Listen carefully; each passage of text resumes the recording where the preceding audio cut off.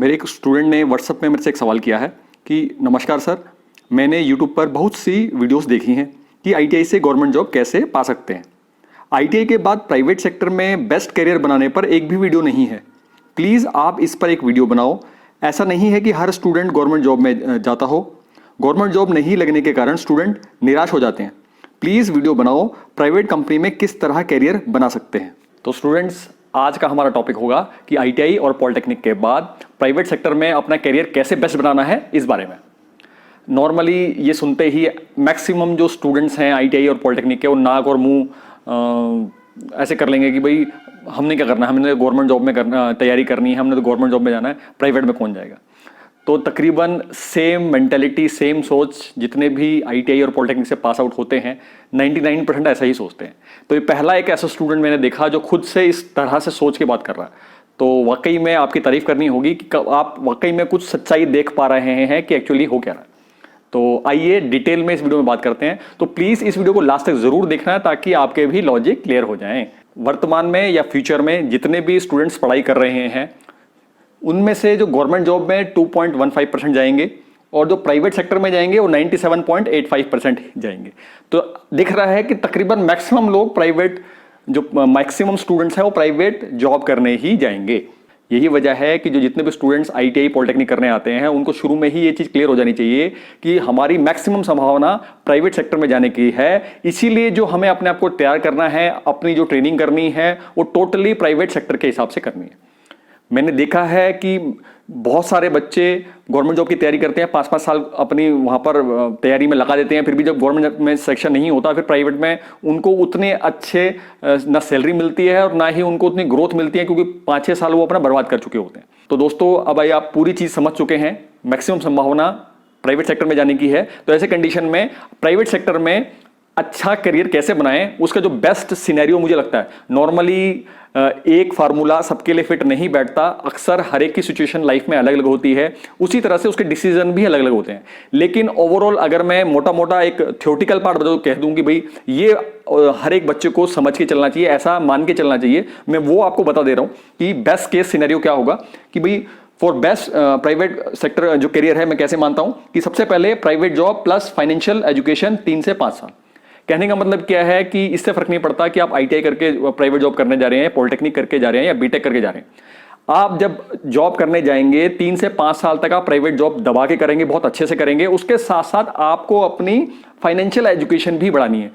मैं देखता हूं कि अक्सर जो लोग संघर्ष करते हैं, जो फैमिली संघर्ष करती है पैसों के लिए, वो जॉब की वजह से नहीं, असली वजह होती है कि जो उनकी फाइनेंशियल एजुकेशन होती है वो बहुत खराब होती है।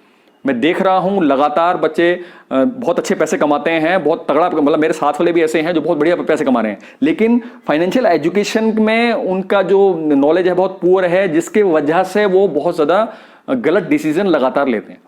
तो नॉर्मली आपने वैसी एजुकेशन सुनी होगी, फाइनेंशियल एजुकेशन मैंने लिख दिया तो समझिएगा पैसे की समझ। नॉर्मली हमें क्या लगता है, हमने जॉब करने गए, वहां से हमें सैलरी मिली, हमने पैसा लिया और हमने उसको खर्च कर दिया, यही बस पैसे की समझ है। ये पैसे की समझ, मैं इसको ABCD भी नहीं कहूँगा। तो जरूरी है कि जब आप प्राइवेट जॉब करने जाएंगे उसके साथ अपनी फाइनेंशियल एजुकेशन बढ़ाएं। तो शुरुआत में आपने प्राइवेट जॉब करनी है 3 से 5 साल, उसके साथ साथ अपनी फाइनेंशियल एजुकेशन बढ़ानी है। कैसे बढ़ानी है उसमें मैं डिटेल में अलग वीडियो बनाऊंगा, फिलहाल आप मोटा मोटा इसमें समझिएगा कि ये 2 काम आपने शुरू के 3 से 5 साल करने।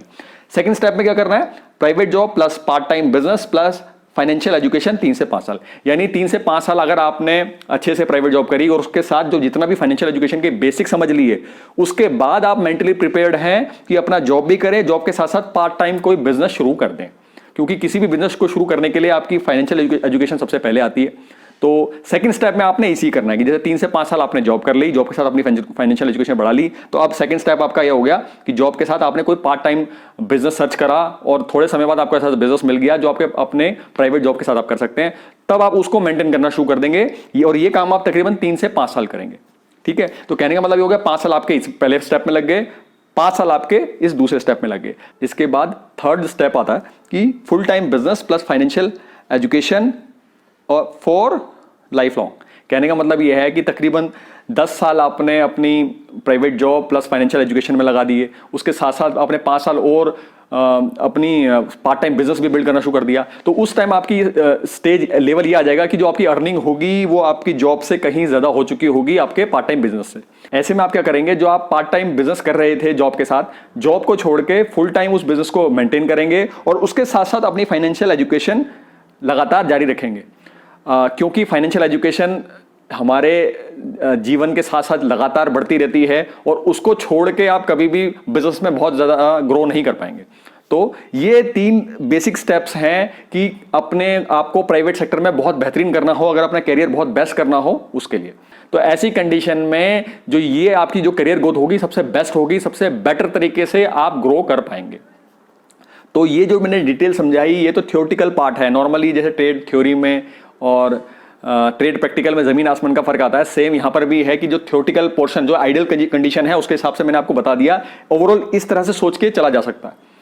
नॉर्मली अगर आप केवल प्राइवेट कंपनी में जॉब के तौर पे ही अपना पूरा लंबा करियर देखेंगे तो वहां पर भी बहुत ज्यादा लंबा संघर्ष हो जाता है। जब आप यंग होते हैं तब तो आप अच्छे से कर लेंगे, जब एज ज्यादा बढ़ती है तो उस टाइम थोड़ी दिक्कत आ जाती है। तो फिलहाल जो मेरी समझ कहती है इस प्लान में चलना बेस्ट रहेगा और मैं भी इसी के सेकेंड स्टेप में हूं और बहुत जल्दी थर्ड स्टेप में आने के मूड में भी मैं था, लेकिन अगर मैं गवर्नमेंट जॉब में नहीं होता तो ये काम मैं बहुत पहले ही कर चुका होता।